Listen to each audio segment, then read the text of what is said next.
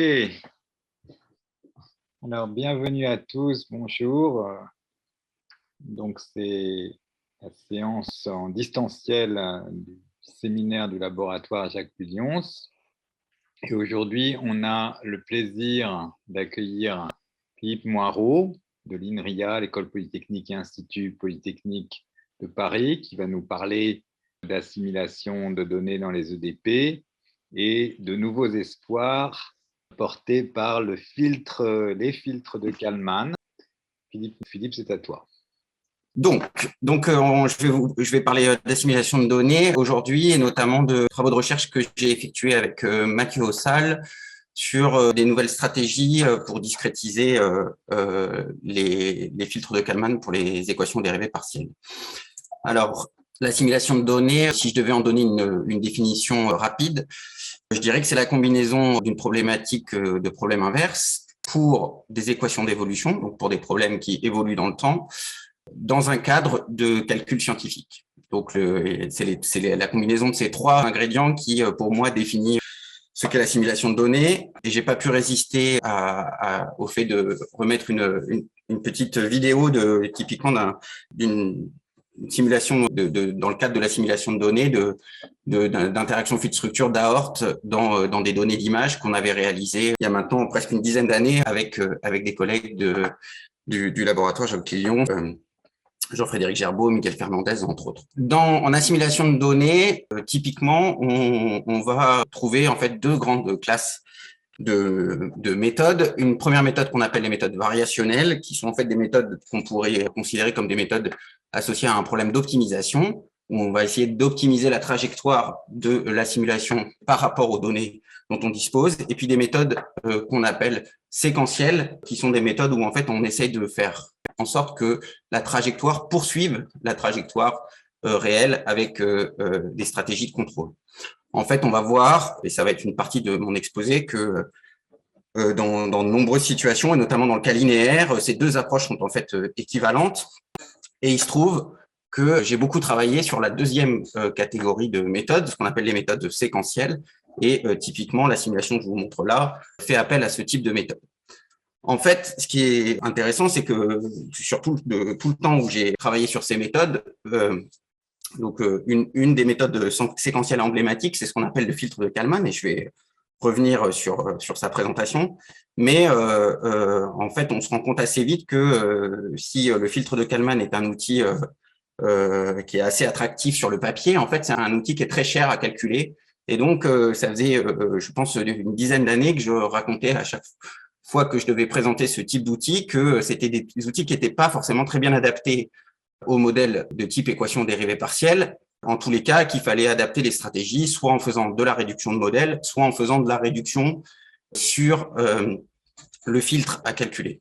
Et en fait, récemment, et grâce notamment à Mathieu Ossal, j'ai pris conscience qu'on pouvait en fait utiliser des nouveaux outils qui sont bien connus dans les équations intégrales pour en fait calculer de façon efficace les opérateurs dont on avait besoin dans le filtre de Kalman. Et donc, c'est ce que je vous propose de présenter aujourd'hui.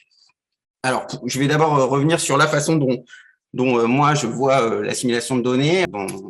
Typiquement, l'assimilation de données, c'est, entre guillemets, la mise en regard de deux mondes. D'un côté, à gauche, un modèle. Donc, un modèle, qu'est-ce que c'est pour moi? C'est une classe de trajectoire. Typiquement, alors là, pour l'instant, je vais être très formel et puis je rentrerai dans les détails tout à l'heure dans un cas beaucoup plus restreint. Donc, on imagine une classe de trajectoire paramétrée par des choses qui sont incertaines. Ici, des quantités de zeta et nu. Donc, nu, c'est ce qu'on appellerait en assimilation de données un bruit de modèle. C'est quelque chose qui rentre dans la dynamique et qu'on ne connaît pas. Et puis, zeta, c'est une erreur de condition initiale. Et donc,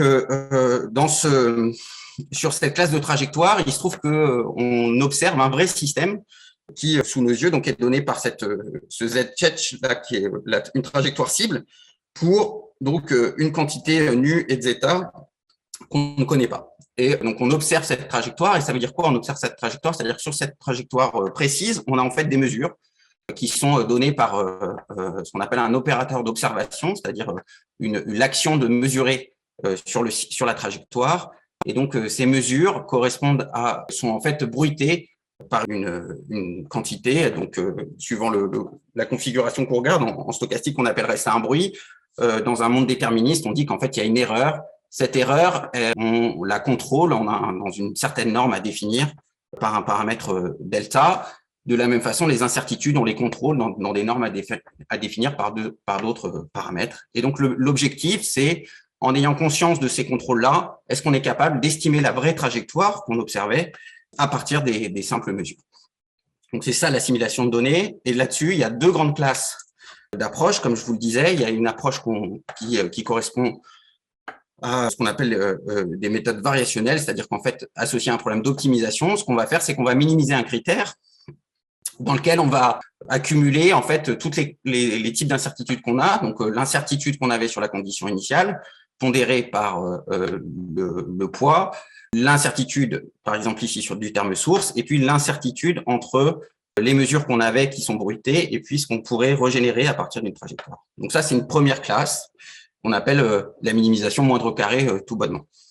Et puis l'autre approche qu'on va regarder plus en détail aujourd'hui, ce qu'on appelle une approche séquentielle. Alors une approche séquentielle, l'idée est de partir en fait de ce qu'on connaît sur la condition initiale, donc il n'y a plus de zeta ici, et puis de simuler la trajectoire tout en corrigeant au cours du temps l'écart entre les mesures qu'on avait et ce qu'on pourrait régénérer à partir de la trajectoire, et on corrige avec ce qu'on appelle un opérateur de feedback qui va en fait faire en sorte que cette trajectoire-là, asymptotiquement en temps, converge vers la trajectoire réelle. Donc voilà, ça c'est les deux grandes classes d'approches. Et en fait, je vais vous montrer que pour le filtre de Kalman, ces deux approches-là sont en fait équivalentes. Alors, essayons d'être un tout petit peu plus précis. Donc, on va regarder ça maintenant pour des équations dérivées partielles. Et puis, en fait, j'ai décidé un petit peu tout au long de la présentation de filer un exemple très simple, qui est une simple équation de la chaleur. Donc, si vous me demandez pourquoi cette équation, c'est la plus simple. C'est l'exemple le plus simple que j'ai imaginé pour vous présenter les différents aspects. Donc là, c'est une équation de la chaleur toute bête, dans lequel, en fait, le terme source, je l'ai perturbé ici, en plus, par un terme où j'ai même séparé les variables pour me simplifier la vie. Et puis, j'ai une condition initiale ici où que je connais que partiellement. Sur ce système, je me donne une trajectoire, c'est-à-dire je fais un tirage de trajectoire, c'est-à-dire je tire un zeta et un u et je fabrique des mesures. Et là, les mesures, pour me simplifier la vie aussi, je vais dire que c'est simplement la trajectoire observée sur un sous-domaine petit oméga du grand domaine oméga qui est ici. Et donc, ma question, de nouveau, est-ce que je peux estimer la trajectoire à partir de ça? Alors, si je reviens à ce que je vous avais écrit tout à l'heure, là, les deux mondes, je peux maintenant préciser un tout petit peu ce que j'entendais par le système dynamique. Donc, je me donne donc un système dynamique écrit sous forme abstrait avec ici A, générateur d'un semi-groupe. Alors là, on est même dans un cas un peu plus simple, enfin plus facile, parce qu'en fait, on a un opérateur qui est dit variationnel au sens où il vérifie ce type de coercivité.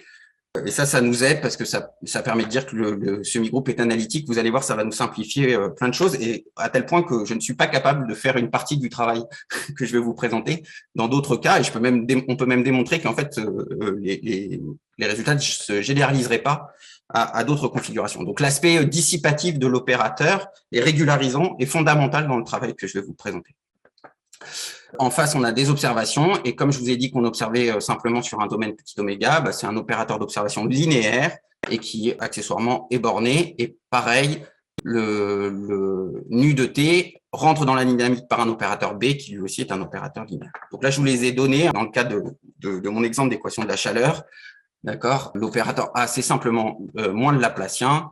D'accord. Et puis, j'ai un triplet de Gelfand là, avec l'espace V qui sera l'espace H10 qu'on manipulera tout au long de la présentation. D'accord. Donc, ça, c'est pour le formalisme. Et on va pouvoir maintenant écrire le problème d'assimilation de données. Alors, avant de complètement l'écrire, j'ai besoin de revenir, et ça va être très rapide, quand même sur le fait que tous ces problèmes d'assimilation de données, normalement, on se les pose qu'une fois avoir réfléchi un tout petit peu à est-ce qu'il y a assez d'informations dans les mesures pour reconstruire quelque chose. Donc ça, on appelle ça l'observabilité. Et donc, j'avais envie en un slide, je sais que c'est rapide, mais de motiver, disons, un tout petit peu les choix après que je vais faire sur la fonctionnelle à minimiser, sur les stratégies qu'on va utiliser. Alors, pour l'équation de la chaleur, on sait par des estimations de Karleman, typiquement, qu'on contrôle, à partir de données qui seraient simplement sur petit oméga, hein, ce que j'ai écrit ici, on contrôle la solution en temps final pour une équation de la chaleur. Donc ça, c'est pratique, mais en l'occurrence, ce que je vous ai dit, c'est que nous, ce qu'on va chercher à estimer, en fait, c'est la trajectoire, mais au travers de la trajectoire, c'est sa condition initiale. Donc, en fait, on aurait envie d'avoir aussi une estimation sur zeta. Alors ça, c'est beaucoup plus difficile. En tous les cas, c'est pas possible déjà sans se donner des conditions supplémentaires. Et typiquement, ce qu'on arrive à démontrer, c'est que on peut avoir une estimation de type logarithmique sur la condition initiale, pour peu qu'on ait accepté de se donner une régularité supplémentaire sur la condition initiale. Donc, typiquement, de dire au moins la condition initiale, typiquement pour l'équation de la chaleur, elle devrait être au moins contrôlée en norme H1 si on veut pouvoir la reconstruire en norme L2. Donc ça, c'est typiquement le type de résultat qu'il faut avoir en tête avant de poser un problème d'assimilation de données, parce que c'est fondamental ensuite dans la façon dont on va pondérer les incertitudes les unes avec les autres. Donc, ceci étant dit, voilà la première façon de penser ce problème d'assimilation de données en minimisant un problème moindre carré. Eh ben, on va minimiser donc la fonctionnelle que je vous montrais tout à l'heure. Et donc, la spécificité ici, c'est que je vais me donner comme terme de régularisation ce qu'on appelle un terme de régularisation de Tikhonov généralisé, au sens où ici, par exemple, pour l'équation de la chaleur, ce que je vais pénaliser, c'est typiquement gradient de la condition, enfin la norme H1 de la condition initiale. D'accord? Je vais minimiser, mais justement, en ayant en tête le fait que le problème est en fait sévèrement mal posé, je vais surpénaliser en fait cette partie-là pour forcer une régularité que je suis en train de perdre. Quand je suis pas dans un cas symétrique, il faut faire des choses plus subtiles, mais voilà, retenez pour l'équation de la chaleur, ça revient simplement à avoir pris la norme H1. Alors, on va essayer de minimiser cette fonctionnelle-là. Et donc, ça, c'est pas très difficile ici parce qu'on est dans un cadre, comme je le disais, de problèmes d'équation d'évolution dite variationnelle au sens de Lyons-Magenèse. Et donc, on peut tranquillement écrire le Lagrangien du problème, c'est-à-dire on va en fait simplement minimiser la fonctionnelle en ajoutant un multiplicateur de Lagrange associé à la contrainte. Ce multiplicateur de Lagrange, je l'appelle Q. Et donc, ensuite, en calculant les poinçelles dans ce Lagrangien, eh ben, on va obtenir en fait que le multiplicateur de Lagrange suit une dynamique particulière, d'accord, qu'on appelle dynamique adjointe parce que c'est l'opérateur A étoile qui intervient dans la dynamique. Et puis ensuite, on déroule les conditions d'optimalité, on obtient une condition finale pour l'équation adjointe, et puis ensuite, on obtient des conditions d'optimalité sur la condition initiale qu'on cherchait, sur ce nu optimal qu'on cherchait, et on obtient, tout calcul fait, ce type de résultat qui est emblématique des problèmes d'assimilation de données, ce qu'on appelle une dynamique aux deux bouts, pour reprendre un terme que Lyons utilisait dans notamment son ouvrage de contrôle optimal, et puis ensuite Alain Bensoussan en filtrage optimal. Donc pourquoi c'est un problème aux deux bouts? Eh ben parce que l'équation adjointe, elle est définie en temps final, alors que la trajectoire ici optimale, elle est donnée par rapport à sa condition initiale. Donc ce problème-là n'est pas un problème de Cauchy, hein, c'est un problème, si vous voulez le résoudre, il faut le résoudre soit en espace-temps d'un seul coup, soit il faut trouver une stratégie pour, entre guillemets, découpler ce système. Alors une première stratégie, c'est typiquement, et c'est ça la stratégie qui est suivie la plupart du temps, c'est en fait de faire une méthode de descente de gradient qui correspond en fait finalement à itérer entre l'équation directe et puis l'équation adjointe écrite qui repart du temps final. Donc vous itérez entre ces deux systèmes, conditions modèle direct de Cauchy en 0, et puis modèle adjoint de Cauchy, mais backward en temps, en grand T, et puis jusqu'à convergence. Alors évidemment, là, je vous ai mis une descente de gradient à pas fixe, mais évidemment, en pratique, les gens vont utiliser des stratégies beaucoup plus efficaces de type, par exemple, BFGS, jusqu'à convergence. Et on obtient donc le problème aux deux bouts à convergence que je vous disais. Donc ça, c'est une première façon de résoudre ce problème-là. Et ben, on va en fait décider de ne pas suivre cette stratégie-là, et d'aller chercher un outil un petit peu différent qu'on appelle l'estimateur de Kalman. Alors, je vous rappelle, ça c'est la ce qu'on a voulu faire, hein, la méthode par estimation, et en fait, on va aller chercher une approche de ce type-là, c'est-à-dire une approche par poursuite. Mais en fait, le filtre de Kalman va se révéler être une approche de type poursuite comme ceci, ce qu'on appelle un observateur, mais qui est directement lié à un principe de minimisation. Alors, je m'explique. On reprend notre critère J et maintenant, on prend en considération le fait que ce critère dépendait de l'instant grand T, puisque à l'intérieur du critère, il y avait une intégrale en temps. On intégrait les mesures jusqu'au temps grand T. On a vu qu'il y avait donc un minimiseur, et ce minimiseur, puisque le critère dépend de grand T, il va lui-même dépendre de grand T. Et on peut donc associer une trajectoire optimale, qui est la trajectoire correspondant à ce minimiseur, et donc lui-même dépend de grand T, cette trajectoire-là étant définie pour petit t appartenant à 0. Et ce que je vous propose, c'est en fait de la définition suivante, de définir ce qu'on appelle un estimateur séquentiel optimal, en disant je vais essayer de fabriquer directement la trajectoire z chapeau de t qui vaut la trajectoire optimale en grand T pour des données allant jusqu'à grand T. Et donc ici, vous voyez, on a les deux temps qui réapparaissent, et ça nous donne finalement un objet qui, au cours du temps, utilise des mesures jusqu'au temps où il est. Alors voyons, et ce que je vais vous démontrer, c'est que cette définition permet d'obtenir les fameuses équations du filtre de Kalman. Alors pourquoi? Ah oui, je commence peut-être par une illustration pour ceux qui ne sont pas familiers avec ce type de définition qui ressemble en fait à une définition de type programmation dynamique. Hein, donc, on avait un système cible, par exemple. On regarde jusqu'à cet instant-là, et puis comme on prend les mesures jusqu'à cet instant-là, on fait notre minimisation, et supposons qu'on est arrivé ici. Alors, j'ai laissé un écart un petit peu grand en me disant, bon, au départ, j'ai pas beaucoup de mesures, donc j'ai peut-être pas encore complètement convergé vers la trajectoire. L'estimateur que je vous propose de calculer, c'est l'objet qui irait directement ici. Et puis, évidemment, au cours du temps, on a de plus en plus de mesures dans notre critère, et donc on peut supposer que notre minimisation moindre carré se rapproche, et encore une fois, l'objectif, c'est de fabriquer la trajectoire en fait rouge qui va, au cours du temps, chercher à directement rejoindre la trajectoire optimale au temps final. Donc c'est cette trajectoire rouge dont on va essayer de déterminer l'équation d'évolution, et dont on va démontrer que son équation d'évolution est en fait donnée par le filtre de Kalman. Alors, pour définir le filtre de Kalman, j'ai d'abord besoin d'un outil qui est de savoir résoudre une équation de Riccati. Alors là, rien de très nouveau, hein, c'est des résultats qui existent depuis très longtemps.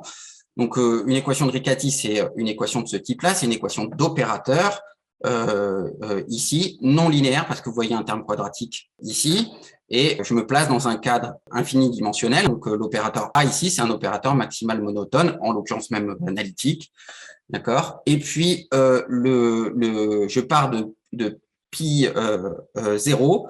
Le pi 0, je vais le supposer que c'est un opérateur symétrique positif. Alors, tout à l'heure, je l'ai pas dit, mais le pi 0, c'est en fait moralement l'inverse de l'opérateur tout à l'heure que j'avais mis dans ma régularisation de Tikhonov généralisée. Donc, typiquement, pour notre équation de la chaleur, imaginez que le pi 0 ici, c'est l'inverse du Laplacien 0, du Laplacien avec condition de Dirichlet. Alors, et donc, la question est de savoir quand est-ce que j'ai des solutions à cet objet-là dans l'espace des opérateurs symétriques positifs que j'appellerai S+, et même dans le cadre d'opérateurs dans une classe un peu plus précise que cela. Dans un espace d'opérateurs, vous voyez ici, c'est les opérateurs tels que cette forme bilinéaire est en fait continue. Alors, comme vous voyez que ici il y a A étoile, d'accord, et que moralement A étoile, c'est quelque chose qui dérégularise.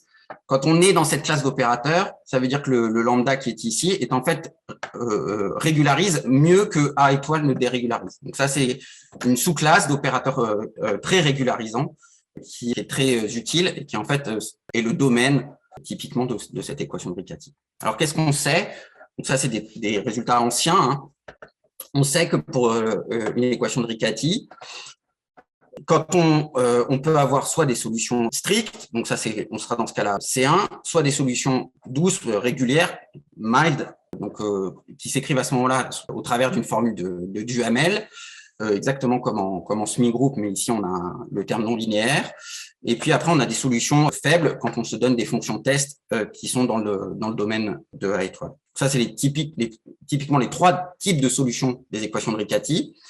Et donc, ce qu'on sait, c'est que pour le problème que je regarde, B et C étant des opérateurs bornés, 0 étant un opérateur symétrique, borné symétrique positif, l'équation de Riccati admet une solution faible. D'accord. Cette solution est aussi une solution régulière au sens mild, donc donnée par la formule de Duhamel. Si de plus, je suppose que π0, il appartient à ce fameux espace D de upsilon, alors j'ai même une solution stricte. J'ai une solution qui maintenant est C1 à valeur dans S+, ou alors C0 restant dans cet espace régulier.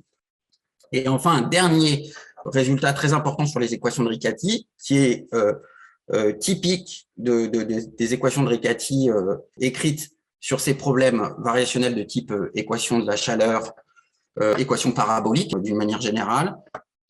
On peut même démontrer, alors sous une condition qui est en fait assez restrictive, hein, il faut se rendre compte que ça c'est pas souvent le cas, mais disons sous cette hypothèse supplémentaire, on a en fait que l'opérateur, pardon, là c'est pas un P, c'est un pi, l'opérateur pi de t est en fait un opérateur qui vous envoie de V' dans V, donc il est même régularisant au sens où il vous fait passer moralement pour l'équation de la chaleur, de H-1 dans H1. Alors, ces résultats sont classiques. Ils s'obtiennent à l'image de ce qu'on peut faire en théorie des semi-groupes, hein, en utilisant des régularisations de Yoshida, par exemple. Et le dernier résultat est un résultat relativement ancien de Flandoli. Je ne connais pas, pour le coup, de résultat où cette condition est en fait relaxée. Donc ça, c'est les résultats anciens d'existence. Qu'est-ce qu'on peut faire avec? Alors, une fois qu'on sait que l'opérateur de Riccati existe, on peut définir cet opérateur-là, cette équation d'évolution ici. Donc, vous retrouvez ici notre problème de départ. Et puis, en fait, on l'a complété avec cette partie-là. Donc, ici, vous revoyez les mesures moins les observations appliquées à Z étoile. Donc, c'est exactement ce que je vous expliquais, une espèce de poursuite dans lequel le gain est donné, enfin, le feedback est donné par cet opérateur. Et donc, pour calculer le feedback, vous avez besoin de calculer la solution de l'équation de Riccati. Donc ça, c'est un problème qui est bien posé.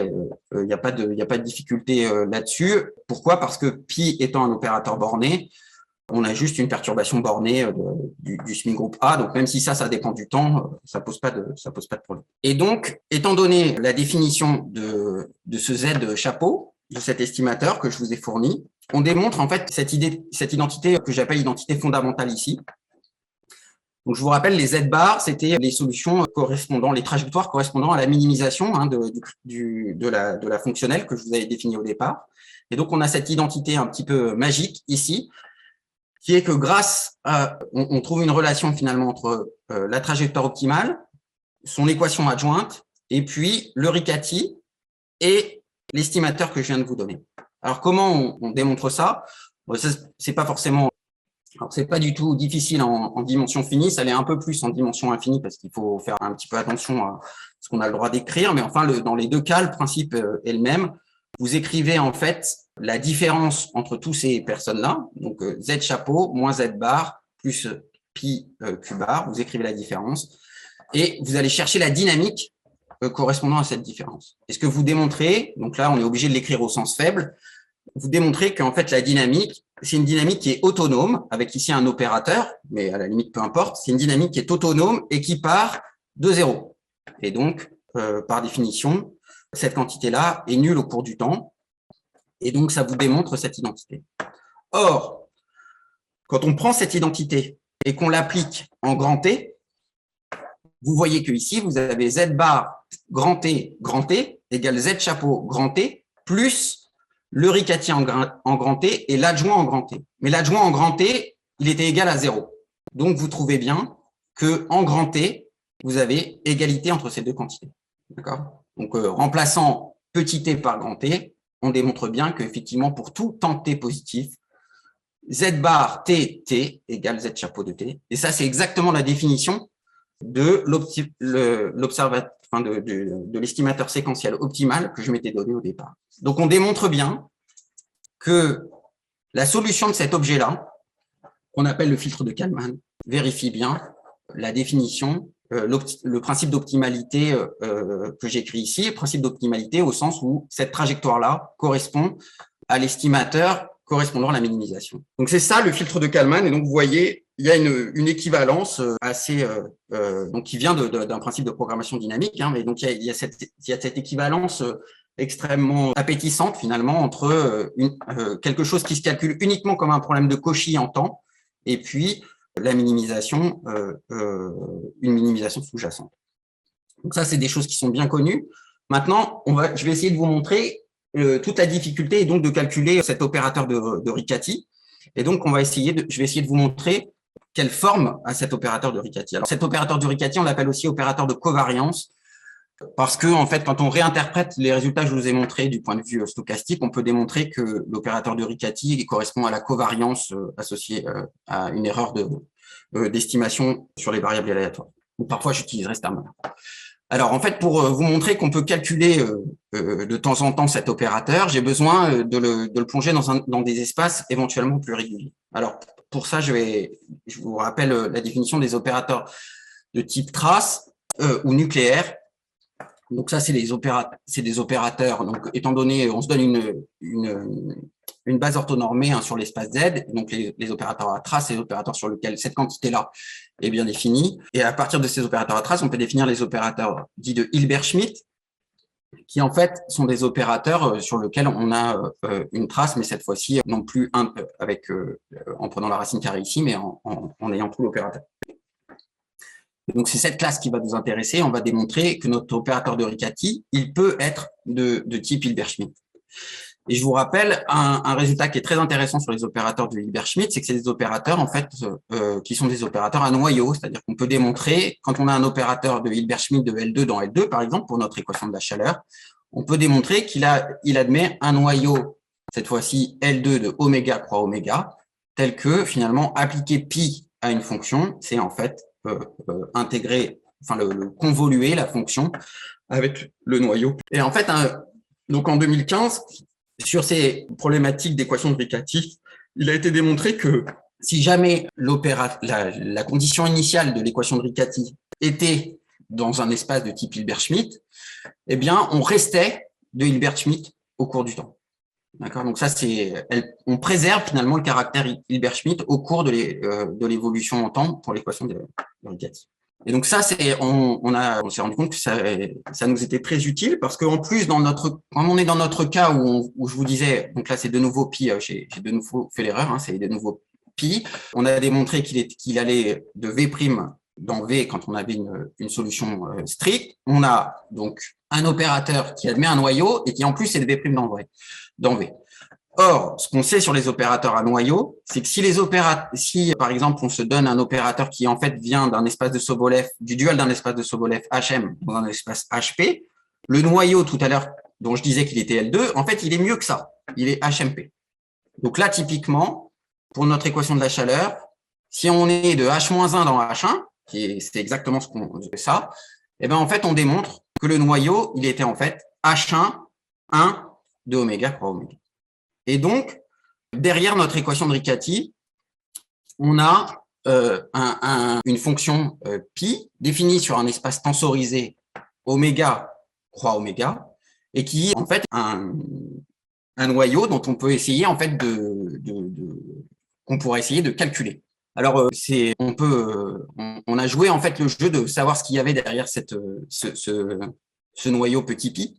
Et en fait, on peut utiliser les équations de Riccati pour lui trouver une forme forte, en fait. Donc, une équation forte qu'il pourrait vérifier. Et en fait, on démontre, donc pour l'équation de la chaleur, pour l'exemple que je vous ai donné, alors on peut faire l'exercice jusqu'au bout et en fait démontrer que ce noyau pi, donc je vous rappelle maintenant, il est défini dans oméga croix 0t. Il vérifie cette équation-là. Et donc ça, c'est une équation qui est amusante parce que donc on retrouve le Laplacien sur les deux coordonnées, x et x'. Et puis, on a un terme en fait intégral ici, non linéaire, où on mélange en fait le noyau est mélangé en fait dans petit oméga. Alors la preuve, donc en fait toute la preuve, la partie la plus difficile de la preuve en fait, c'était de démontrer que on avait bien un opérateur dans H1. Et ensuite, une fois qu'on a l'opérateur est dans H1, on déroule en fait l'équation de Riccati pour démontrer que tout d'abord on aura bien au bord le noyau va bien vérifier les mêmes conditions que l'équation de la chaleur que je m'étais donnée au départ. Et puis après en fait on applique en fait on démontre que les quantités qui viennent de l'équation de Riccati, ça revient à avoir typiquement, par exemple, l'opérateur. Quand on appliquait l'opérateur A, ça revenait pour le noyau à appliquer le Laplacien. Quand on appliquait l'opérateur C, ça revenait finalement à intégrer sur petit oméga, etc., etc. Donc c'est amusant. On a cette espèce on a pour une fois pour le filtre de Kalman, quelque chose qui normalement est tout le temps perçu comme une équation d'opérateur, en fait là on a une équation sur le noyau associé. Une fois qu'on a ce noyau, on peut même écrire la forme forte de l'estimateur de Kalman. Donc là vous retrouvez votre équation de la chaleur de départ plus la façon dont le noyau va s'appliquer finalement à l'écart entre la mesure et puis la trajectoire que vous êtes en train de calculer. Donc ça aussi c'est amusant parce que finalement cette équation forte c'est une équation intégro-différentielle puisque vous avez un terme intégral ici. Et en relisant le livre de Lyons de contrôle optimal, c'est intéressant parce que donc on se donne formellement en fait les équations du noyau dans le cadre du contrôle optimal. Et indique que sur une équation un peu du même style, indique qu'il y aurait un vrai intérêt à étudier ces équations en tant que telles. Donc on voit que c'est à la fois, on prend conscience de à quel point finalement ces choses-là étaient déjà dans le paysage il y a très longtemps. Voilà, donc on a un Riccati et ce Riccati, il est de type Hilbert-Schmidt. Et c'est grâce à cette propriété-là qu'on va pouvoir maintenant avancer sur les techniques de discrétisation associées à ce Riccati. Alors, je suis obligé donc de parler un petit peu de discrétisation et donc ça me permet de faire de donner un premier message qui est sur ces problématiques d'assimilation de données. Donc, vous savez sans doute que quand on fait du contrôle, se pose toujours une question et qu'on s'intéresse à des problèmes de discrétisation, il y a toujours une problématique entre contrôle et discrétisation versus discrétisation et contrôle. Donc là, pour ces problèmes d'assimilation de données, moi, mon message, c'est qu'en fait, la bonne stratégie sur lequel on arrive le mieux à justifier les choses, c'est en fait de d'abord discrétiser les problèmes, puis de réappliquer les problématiques de contrôle, ici de contrôle optimal, que je vous ai présenté. Donc, on commence par discrétiser. Alors là, j'ai pris la discrétisation la plus simple possible. Je me suis donné un schéma implicite de type backward de l'air, d'accord. Et ensuite, je vais discrétiser mon critère en supposant que les mesures sont données au même pas de temps que ma discrétisation et puis avec la même discrétisation spatiale. Alors ça, c'est des hypothèses qui sont fortes parce qu'en assimilation de données, c'est jamais le cas. Mais pour faire l'analyse ici, c'est beaucoup plus facile. Donc, on discrétise. Et ensuite, on va réappliquer les mêmes principes d'optimisation que précédemment, c'est-à-dire qu'on va utiliser le Lagrangien discret ici pour trouver l'optimum de ce critère J sous contrainte de cette dynamique discrète, d'accord. Et on va ensuite définir un estimateur séquentiel optimal sous la forme, on va chercher en fait l'estimateur séquentiel optimal qui est en fin de fenêtre en temps, vaut l'optimum discret. Et en fait, on démontre que cet estimateur séquentiel optimal existe et il est donné par les équations qu'on appelle les équations du filtre de Kalman discret en temps et qui sont celles-ci. En fait, ici, vous voyez plusieurs équations. Ça, c'est la discrétisation de l'équation de Riccati et ça, c'est la discrétisation des équations de Kalman. Alors, vous voyez que ça s'interprète comme un espèce de schéma de splitting, hein, c'est-à-dire qu'il y a deux étapes. Une étape qui est appelée l'étape de prédiction dans laquelle on suit en fait la dynamique discrète, et puis une étape de correction dans laquelle on prend en compte les mesures. Et pareil pour le Riccati, il y a une étape de prédiction dans laquelle on prend simplement ce qui venait du modèle, l'opérateur, la dynamique A et puis l'opérateur B, et puis ensuite une étape de correction qui prend en compte simplement l'opérateur d'observation. Et en fait, avec ces deux équations, ce qu'on démontre, de nouveau, c'est une espèce d'identité fondamentale un peu magique qui découple en fait la trajectoire optimale de son adjoint grâce à la solution du Riccati et puis ce Kalman discret. D'accord? Et cette équation-là est le pendant discret exact de ce que je vous ai présenté. Donc, il existe une stratégie d'optimalité, entre guillemets, après discrétisation. Et en fait, ce que nous avons fait avec Mathieu Ossal, c'est ensuite de démontrer que l'opérateur de Riccati discret ici, d'accord, eh ben, il converge quand H et delta T, enfin, est taux, quand le pas de temps et le pas d'espace tendent vers 0, ils convergent vers le Riccati continu, pour peu qu'on ait supposé que tout le monde était bien de Hilbert-Schmidt. D'accord. Donc là, le gros avantage de s'être placé dans cet espace-là, enfin d'avoir pu démontrer qu'en fait les opérateurs appartenaient à cet espace-là, c'est qu'en fait on peut faire l'analyse numérique. Alors notre preuve, je ne vais pas la détailler ici, elle est inspirée de résultats relativement anciens. Disons une partie du travail qu'on a fait, c'est simplement de gérer finalement la discrétisation en temps, alors que dans les résultats précédents, les gens faisaient plutôt simplement la discrétisation en espace. Et donc, quand les gens utilisent un filtre de Kalman pour une équation de la chaleur, donc qui résolvent la plupart du temps de manière matricielle, eh ben en fait, on sait que cette résolution correspond bien à une approximation du filtre de Kalman exact, et notamment que le Riccati discret est bien une approximation du Riccati continu. Or, le Riccati continu, il était bien de Hilbert-Schmidt, donc on se dit il a des propriétés de régularité qui sont très intéressantes à utiliser.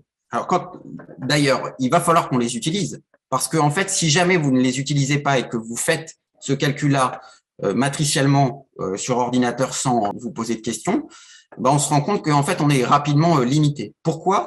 Parce qu'en fait, cet opérateur de Riccati, une fois que vous l'avez discrétisé et qu'il est représenté par des matrices sur votre ordinateur, bah, ces matrices sont pleines. Et typiquement, on se retrouve rapidement. Donc, mon expérience, c'était que grosso modo, dès que vous allez dépasser 10 000 degrés de liberté sur votre problème élément fini, donc là, je reviens à des considérations de calcul scientifique. Dès que vous allez passer 10 000 degrés de liberté, bah, vous n'arriverez plus en fait à gérer cet opérateur. Donc là, par exemple, je mettais pour 50 000 degrés de liberté, on a déjà 20 gigas besoin de 20 gigas de mémoire. Si vous passez à 100 000, vous avez besoin de 75 gigas de mémoire. Donc, essayez de calculer cet objet-là brute force et voué à l'échec quand on s'intéresse à des problèmes de calcul scientifique. En clair, dépasser les problèmes 1D, on ne peut plus faire les calculs de ces jeux.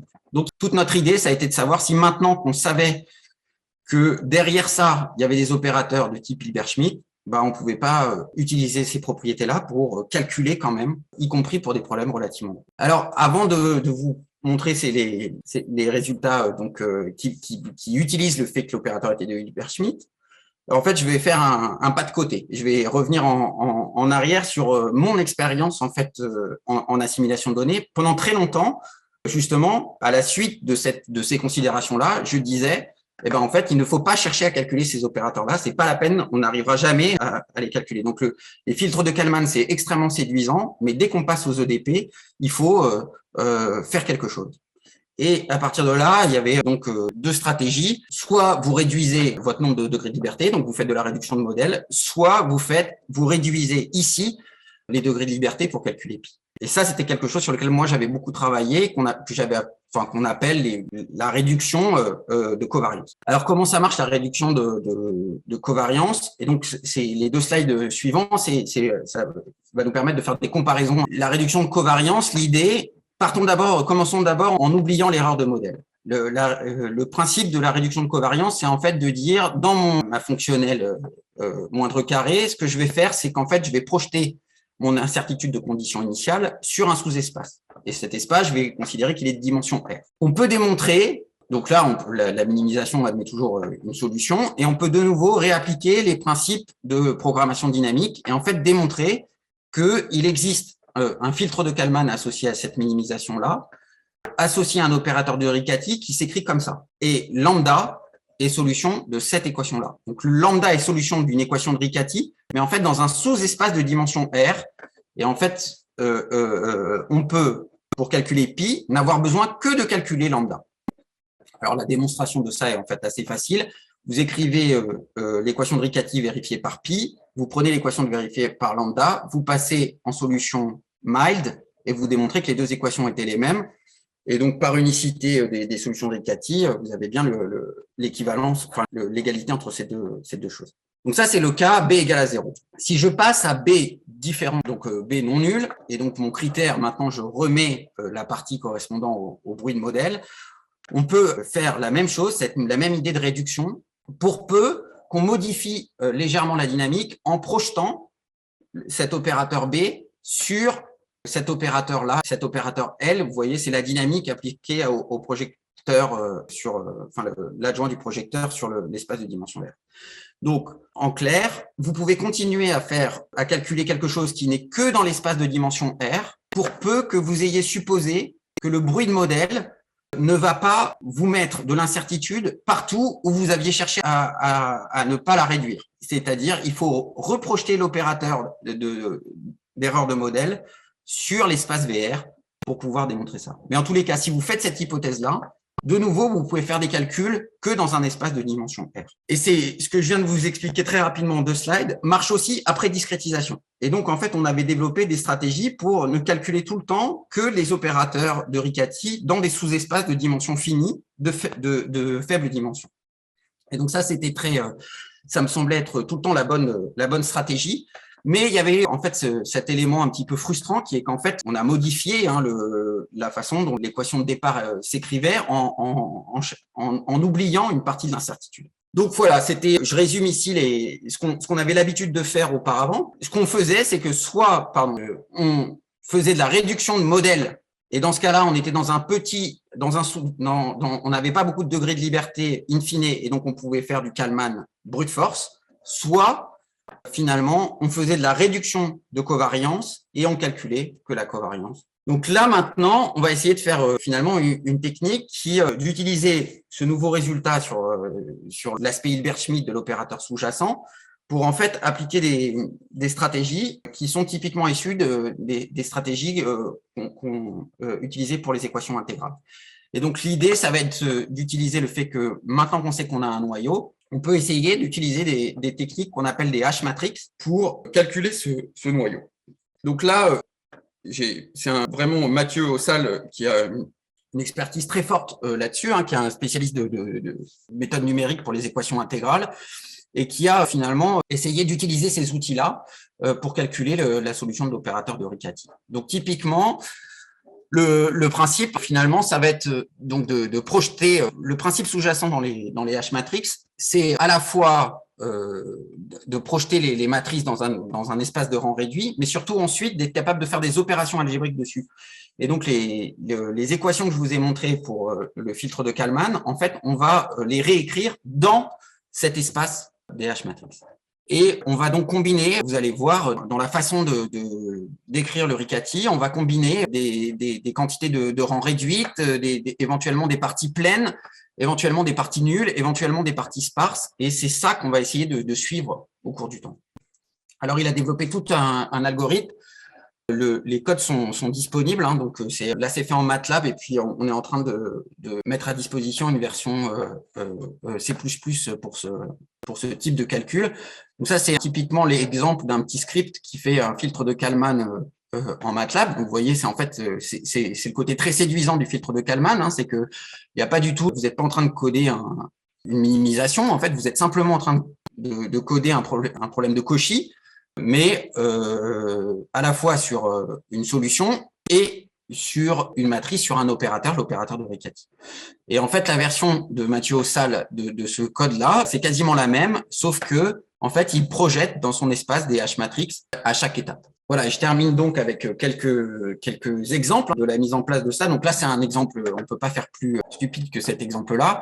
Je reprends mon équation de la chaleur, je me donne ma cible, d'accord, c'est cette trajectoire-là. Et puis, je considère que je l'ai observé dans cette sous-partie-là, dans ce sous-domaine, qui correspond à un tiers à peu près du domaine. Donc, c'est un cas très facile d'estimation.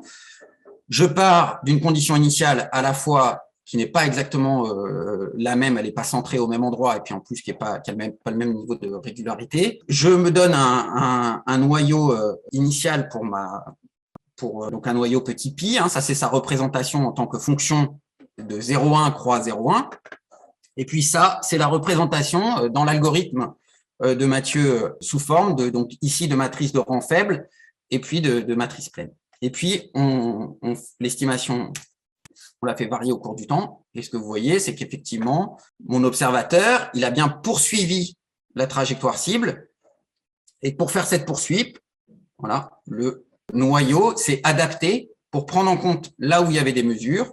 D'accord. Et vous voyez que la structure de la matrice, en fait, très vite évolué vers quelque chose qui était très facile à calculer parce que, donc, vous voyez, s'il reste qu'un carré bleu, ça veut dire qu'en fait, l'algorithme a trouvé que l'opérateur de Riccati était finalement bien représenté par une matrice de rang faible, tout simplement, et avec un tout petit nombre de vecteurs. Donc, en fait, on a, d'une certaine façon, trouvé automatiquement que l'opérateur se projetait bien sur un espace de rang faible.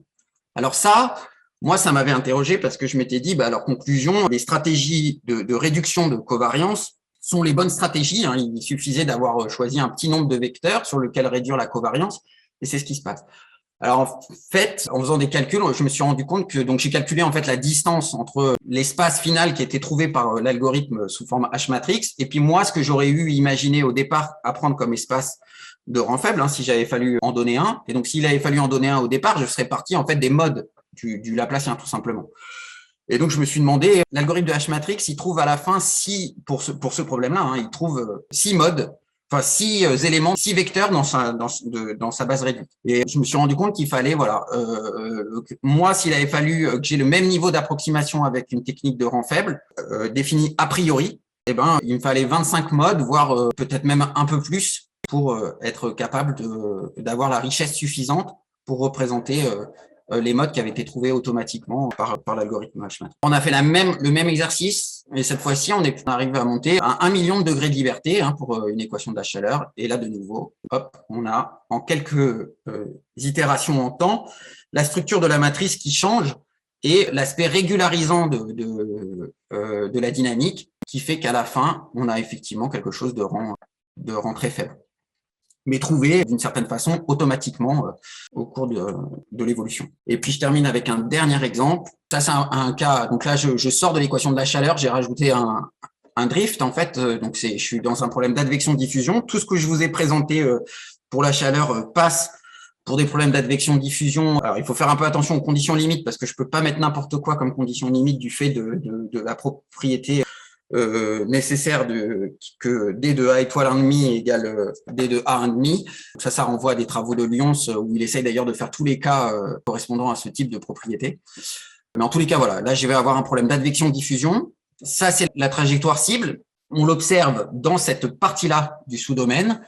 Je pars d'une condition initiale qui est décalée par rapport à ma trajectoire cible. Ça va être l'erreur entre les deux trajectoires, que vous allez voir tendre vers 0. Et puis ça, c'est la structure, encore une fois, de la H-matrix calculée par l'algorithme Kalman H-matrix.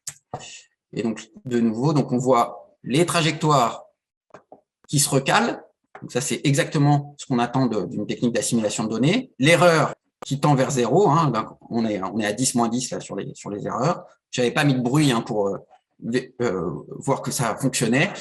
Et la structure de la H-matrix qui est en train d'évoluer au cours du temps. Donc, on voit que c'est avec l'advection, il y a quelque chose qui est beaucoup plus riche que tout à l'heure parce que, en fait, on garde du contenu dans la zone d'observation pendant beaucoup plus longtemps. En fait, l'advection mélange beaucoup plus l'information qu'évidemment quand on a juste un problème parabolique pur de la chaleur. En conclusion, voilà, donc sur une théorie qui est assez ancienne, parce que c'est les résultats, encore une fois, sur les filtres de Kalman pour les équations dérivées partielles, ça date d'Alain Bensoussan, de Jacques Williams, donc c'est des résultats qui sont anciens. Moi, j'ai eu le sentiment qu'il y avait encore des choses à imaginer, et notamment parce que on a des outils numériques en fait qui évoluent et qui en fait permettent de repenser un petit peu les malédictions de dimensionnalité qui avaient été perçues très tôt sur ces objets-là. Alors, il y a encore pas mal de choses à faire du point de vue théorique. Vous savez que pour les équations intégrales, il y a quelque chose de très important qui est normalement de connaître en fait la façon dont le noyau travail à distance. Alors ça, c'est quelque chose pour l'instant sur lequel on n'a pas encore tous les résultats pour le filtre de Kalman, et je pourrais en discuter pendant les questions. Et je voudrais finir par deux éléments peut-être importants pour le futur. Donc ce que je vous ai présenté, ça marche quand il y a de la régularisation. Donc, si vous me donnez une équation des ondes et qu'il faut faire la même chose, je vous répondrai que ce n'est pas possible et que donc là, vous ne pouvez pas calculer le filtre de Kalman et donc il faut utiliser d'autres stratégies. Par exemple, ça renvoie à d'autres techniques d'observateurs qui ne sont pas des observateurs de Kalman. Et la deuxième aspect, c'est que je vous avais montré au tout début un problème très compliqué d'interaction fluide-structure. On est encore très loin d'être capable de faire ça avec des H-matrix parce que notamment on s'est rendu compte qu'il y avait une vraie difficulté à faire le même type d'algorithme H-matrix en gérant des choses par bloc quand on a par exemple des problèmes vectoriels. Donc il y a encore beaucoup de choses à faire, y compris en calcul scientifique sur ces objets. Je vous remercie. Merci beaucoup. Merci pour cet exposé très intéressant. Donc, on va passer aux questions. Donc, si vous voulez poser des questions, levez la main. Alors, je vois tout de suite une question de Kevin Lebach. Je te donne le micro. Oui, donc j'avais une question. Quand vous démontrez que les opérateurs de Riccati discrets en fait, vont approcher l'opérateur de Riccati continu, est-ce que vous pouvez obtenir des estimations d'erreur sur les convergences en fonction du… Ouais, c'est une bonne question. Alors là, l'approche qu'on a, j'ai envie de dire oui, mais je pense que oui, mais en même temps je l'ai pas fait et je l'ai pas fait en particulier un peu par flemme. J'ai déjà suffisamment empêtré dans l'estimation pour après me dire bon, je vais essayer déjà d'avoir une convergence. Mais je pense qu'en travaillant un tout petit peu mieux sur l'estimation, voilà, là typiquement vu les schémas que j'avais pris, je serais en temps et en espace. Mais non, je pense qu'il y a un vrai. Après, il y a vraiment la possibilité d'aller plus loin. D'accord, merci. Non, je pense que c'est accessible, mais voilà, je l'ai pas fait. D'autres questions? Alors, Anthony Nouy d'abord. Oui, bonjour Philippe, merci beaucoup pour l'exposé. Je voulais savoir, donc les approximations de faible rang pour les équations de Riccati sont assez classiques, enfin, sont utilisées dans d'autres types de problèmes. Et si tu te contentais juste de cette approximation de faible rang, qu'est-ce que donnerait, vers quoi convergerait ton système dynamique? Est-ce que tu diverges ou qu'est-ce qui se passe? Bah en fait, ouais, c'est ce que je disais, c'est-à-dire que c'est ce que je fais quand je fais de la réduction de covariance, c'est exactement ça. Je fais une approximation de faible rang, mais je cherche pas à la regarder évoluer au cours du temps. Oui, mais toi, tu choisissais ton sous-espace. Là, je dirais juste d'appliquer cette stratégie de troncature de faible rang. Mais donc, il y a un problème de recherche d'espace optimal quand tu fais ces troncatures. Voilà. Donc c'est pas utiliser le bloc low-rank, mais simplement du low-rank global. Qu'est-ce que ça donne? Alors, donc l'idée, c'est que,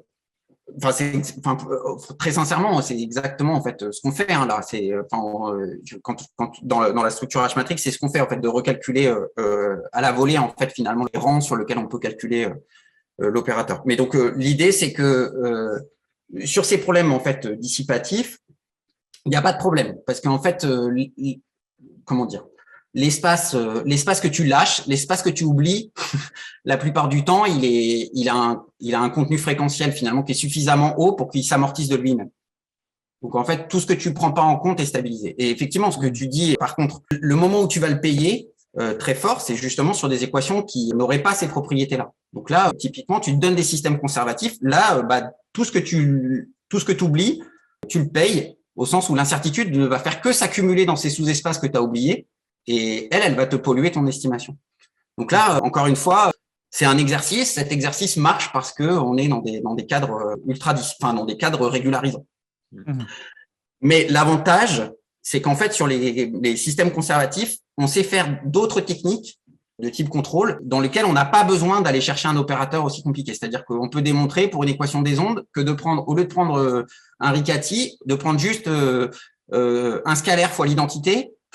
C'est beaucoup plus dur à démontrer, mais ça marche très bien. Mmh. D'accord? Et donc, en fait, conclusion, sur les systèmes… Après, on peut faire une espèce de partage, c'est-à-dire sur les systèmes conservatifs, on a des techniques plus dures à démontrer, mais très efficaces numériquement. Et puis, sur les systèmes dissipatifs, là, on peut aller faire du faible rang, en fait, qu'on recherche à la volée. OK, merci. Alors, ensuite, on a Enrique, bonjour. Tu as une question, Enrique Zozoa. Merci Philippe, j'ai trouvé ça fort intéressant. Au fait, j'ai un peu loupé le début de la talk, mais bon, je pense avoir une idée de ce qu'il y a vers la fin. Alors, c'est très intéressant. Je me demandais à quel point, peut-être que tu l'as dit au départ, à quel point tout ça, c'est du parabolique dans la mesure où il y a quand même un peu toujours ce principe que tout est gouverné par un nombre fini de modes et que, effectivement, bon, au moins dans des cas simples où les équations de diffusion admettent une décomposition spectrale, on sait quand même que des processus comme la contrôlabilité ou Ouais, contrôle en horizon infini peuvent s'approcher de manière un peu, comment dire, ouais, tout à fait. diadique, si tu veux, de haute fréquence vers les hautes fréquences, etc. C'est un peu ça? Ouais, ouais, non, oui, ça rejoint. La question d'Anthony, c'est exactement ça. Ouais. C'est vraiment, ça s'appuie vraiment. En fait, il y a plein de moments où en fait on s'appuie sur la structure parabolique de l'équation. On n'a pas les opérateurs. Justement, en clair, il faut que les opérateurs soient le Riccati soit Hilbert-Schmidt pour que ça soit valide d'aller essayer de le calculer avec des techniques de faible rang. Et pour qu'il le soit, en fait, il fallait qu'on soit placé dans il n'y a que le cadre parabolique qui nous offre ça, parce que sinon, comme tu dis, dans les cas conservatifs, ce qui part dans les hautes fréquences reste dans les hautes fréquences, et puis on peut pas les oublier, d'accord. Mais encore une fois, bon là, faut me réinviter la prochaine fois. Je vous fais le cas on peut faire d'autres techniques pour les équations conservatives. Donc, en fait, après, il y a une espèce de dichotomie entre les systèmes conservatifs où on a des techniques qui sont du contrôle, mais pas du contrôle optimal, entre guillemets, et puis les systèmes paraboliques sur lesquels on fait du contrôle optimal. Et après, tu me diras, et qu'est-ce qui se passe quand tu es un petit peu entre les deux? Voilà, après, ça dépend des problèmes. Mais ouais, non, c'est complètement lié au parabolique. Tu as raison. Donc, dans les cas hyperboliques, tu adopterais plutôt une approche peut-être diadique en distinguant les fréquences ou… Dans le cas hyperbolique, ce qu'on fait, encore une fois, on peut mettre un opérateur tout simple, qui est un opérateur juste, tu contrôles, tu fais un feedback tout simple avec C étoile, quoi, moi. Et en fait, voilà, mis à part que ça, c'est dur de démontrer que ça va marcher, puisque tu vois, typiquement pour l'équation des ondes, tu vas avoir, il faut un temps t tel que les rayons rentrent dans la zone, etc. Mais en fait, d'une certaine façon, la preuve est plus dure, mais par contre, le feedback, lui, il est plus simple. Ouais, donc il y a un papier en fait d'Alana que je pense il est quelque part au labo, non? Alana, ouais, c'est ça. à Ouais, l'époque, effectivement. Portugal. Ouais, effectivement, il y a le résultat qui dit que tu peux prendre G égale juste C étoile et que ça va fonctionner. Pour peu que tu aies conditions d'observabilité. Merci Philippe, très intéressant. Merci. Autre question? Je crois qu'il y a une question. C'est Julien Salomon. Vas-y, Julien. Oui, moi j'ai une question parce qu'il y a un autre endroit où il y a un problème de grande dimension, ou de matrice pleine en tout cas. C'est quand on fait du placement de racines par Leuenberger, donc pas par… là, je suis dans le cas de Leuenberger. Est-ce qu'il y a un lien entre le problème du traitement par Leuenberger des EDP et ce que tu as présenté, puisque tu parlais aussi de problème de dimension et de matrice pleine à un moment? Ouais, c'est aussi une très bonne question. Alors, effectivement, ce qu'on peut faire, alors moi, ça m'arrive d'utiliser des techniques qui ressemblent à du Kalman pour faire du placement de pôle. Dans ce cas-là, effectivement, tu peux faire. Donc, pour faire ça, il te faut le Riccati limite, tu vois. Et puis, c'est le Riccati limite. Tu démontres qu'il est réduit tu l'écris réduit dans un sous-espace. Et le sous-espace, c'est le sous-espace des modes sur lesquels tu essayes de faire du placement de pôle. Et dans ce cas-là, ce Riccati limite que tu obtiens, tu peux dire que c'est un filtre de Leuenberger pour ton problème de départ, c'est-à-dire un filtre qui n'est plus associé à un principe de contrôle optimal, mais un filtre qui est asymptotiquement stable vers la trajectoire parce que tu as fait en sorte de stabiliser les pôles que tu voulais stabiliser. Donc oui, il y a des liens. Maintenant, c'est quelque chose sur lequel je pense qu'il y a encore des choses à écrire, mais il y en a. Je ne sais pas si ça répond à ta question, Julien. Oui, non, c'est des éléments de réponse qui… Oui, ça va. Merci. Moi, j'ai une question. Donc, ce qui est appelé bruit de modèle ici, c'est d'une part une incertitude dans la condition initiale et puis un terme additif dans l'équation. Est-ce que si les incertitudes portent sur l'opérateur lui-même, c'est-à-dire des coefficients dans l'opérateur, des choses comme ça, est-ce que cette machinerie permet de traiter ce genre de situation? Ouais. Alors, ouais.